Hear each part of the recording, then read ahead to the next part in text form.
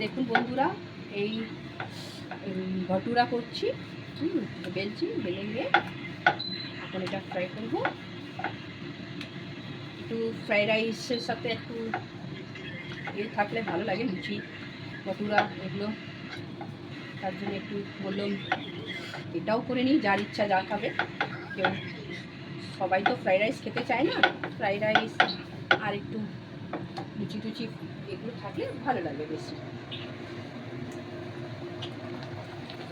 গরম গরম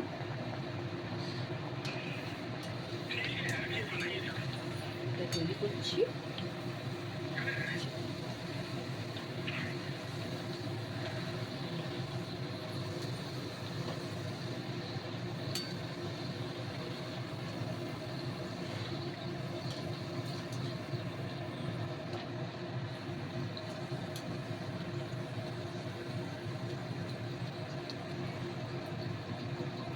লাল লাল করে দিলে ভালো লাগে দেখতে।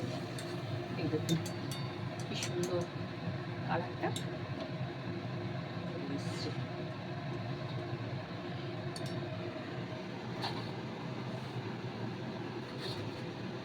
আর এখানে আমার কাশ্মীরি আলু দমটা তৈরি হচ্ছে, একটু দেখিনি তো হলো কিনা। এটা একটু মাখো মাখো রাখবো, বেশি ঝোল না। কত সময় এটা আর একটু সিদ্ধ হবে,